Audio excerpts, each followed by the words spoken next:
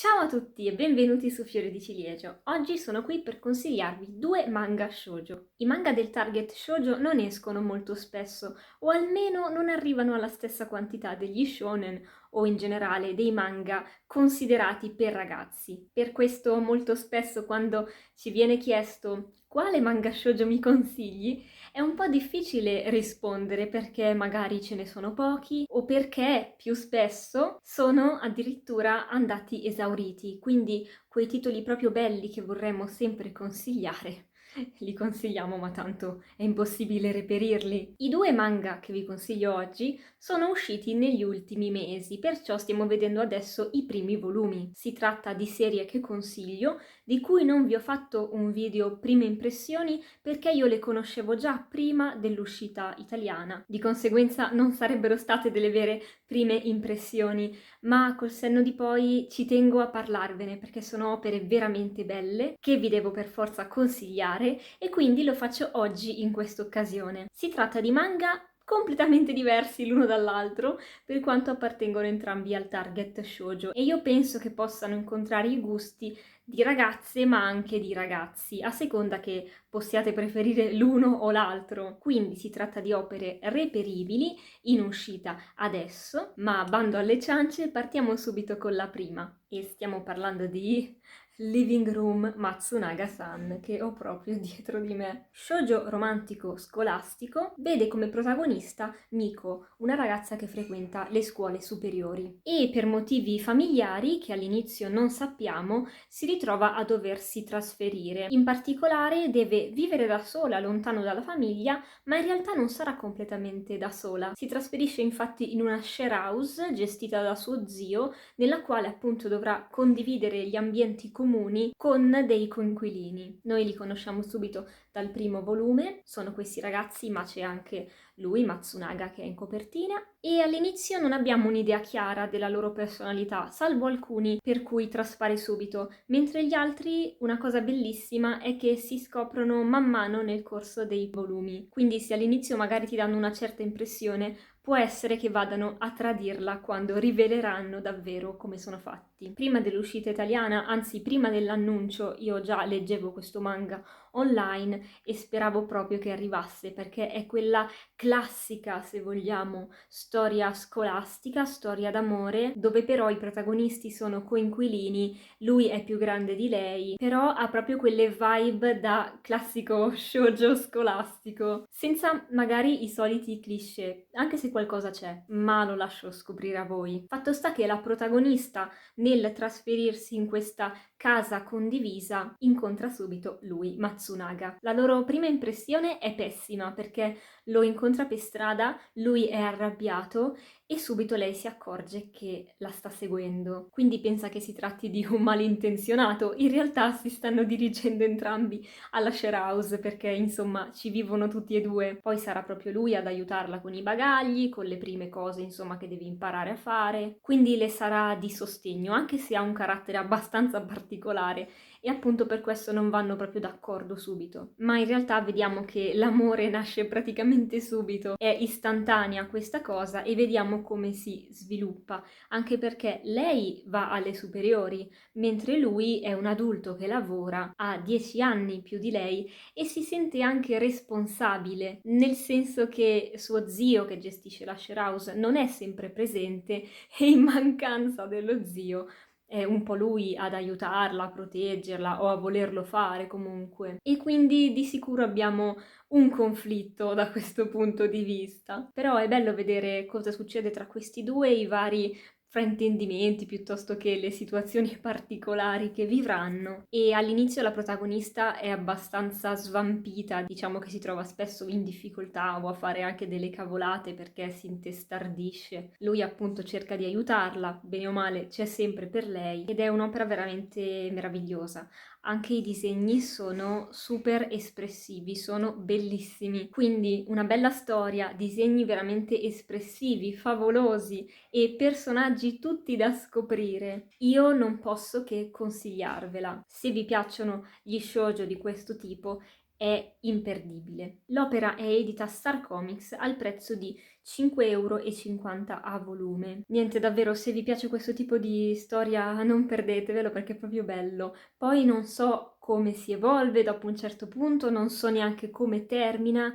Adesso probabilmente la storia o è conclusa o è quasi conclusa. In ogni caso lo scopriremo assieme come andrà avanti quando usciranno i prossimi volumi. Mi raccomando, fatemi sapere se la state leggendo anche voi e cosa ne pensate. Io la sto apprezzando tantissimo. Ora, passando al secondo shoujo, abbiamo una storia che invece conta già diversi volumi in patria. È ancora in corso. Ci sarà una storia d'amore all'interno, ma slow burn, quindi si svilupperà molto lentamente nel corso delle vicende. E stiamo parlando di Skip Beat. È edito Magic Press, il prezzo non lo so perché questa qui veniva 2,90 € in tiratura limitata, ve lo lascio comunque scritto qui da qualche parte, ed è uno shoujo ma una commedia. Non abbiamo l'elemento scolastico, malgrado la protagonista sia in età da scuola superiore, e la romance appunto arriverà più avanti, anche se qualcosa ce lo fanno fiutare. Anche questo manga lo leggevo online e speravo tantissimo che arrivasse perché è particolare, fa morire da ridere ed è il mio manga preferito, quindi sono veramente contenta. Quando l'hanno annunciato non ci potevo credere perché erano anni che speravo nel suo arrivo. Adesso lo sto rileggendo e sto ridendo come la prima volta, è veramente bellissimo. Ed è uno shoujo ambientato nello show business, quindi attori, cantanti, idol. La protagonista è Kyoko, una ragazza che si è trasferita a Tokyo con il suo amico d'infanzia, un ragazzo che vuole diventare idol e lei lo sostiene nel suo sogno. Addirittura fa diversi lavori per poter mantenere la casa in cui vivono entrambi. Però la storia si apre con un'altra cosa. Il discorso riguardo a uno scrigno che ognuno di noi riceve nel momento in cui nasce, uno scrigno chiuso con tanti lucchetti e che non può essere aperto. Ma cosa conterrà questo scrigno? Subito vediamo che la nostra protagonista ha un carattere molto forte, per quanto sia innamorata del suo amico d'infanzia,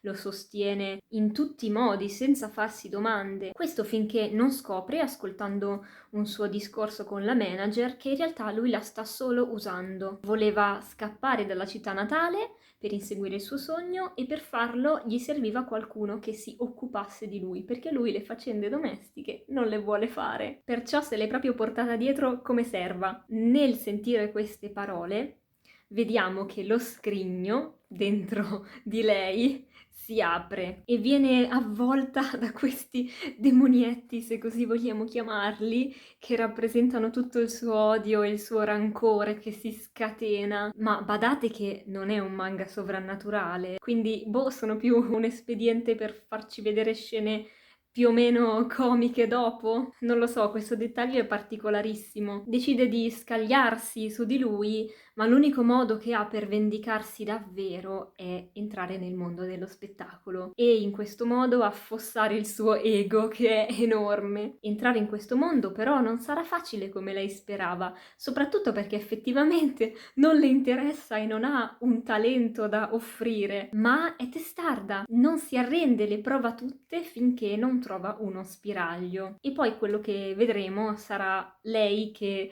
in qualche modo si fa strada nel mondo dello spettacolo, ma lascio scoprire a voi nello specifico di cosa si occuperà. E soprattutto in questo mondo incontra un altro ragazzo più grande di lei e stiamo parlando di Ren Tsuruga, un attore che sin dall'inizio non va d'accordo con lei perché scopre e capisce quali sono le sue motivazioni per appunto entrare nel mondo dello spettacolo, però si troveranno a lavorare vicini anche in varie occasioni. E soprattutto, grazie al passato di Kyoko, riuscirà a fare certe cose che lei stessa non credeva. Però, insomma, diciamo che un po' di talento lo tira fuori grazie agli sforzi, all'educazione che ha ricevuto, alle cose che le hanno fatto imparare nella sua città natale. Quindi inaspettatamente lei ci saprà fare davvero, ma la strada per diventare una celebrità è lunga e sarà disseminata di episodi che fanno troppo ridere. Il disegno è abbastanza in stile vecchiotto, infatti il manga è in corso da tanti anni, ma non lasciatevi frenare da quello, perché potreste perdervi un contenuto veramente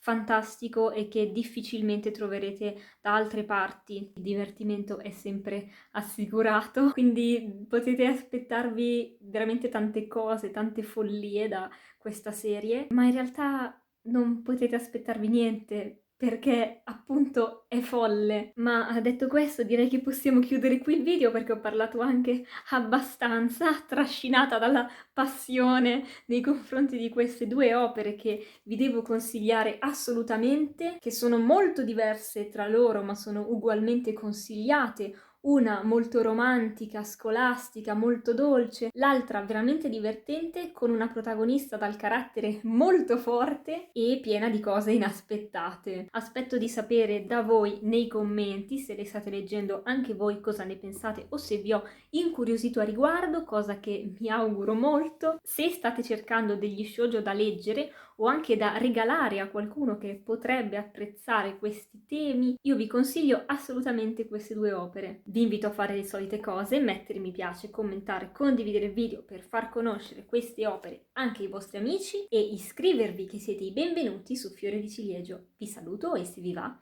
ci vediamo sempre qui con il prossimo video.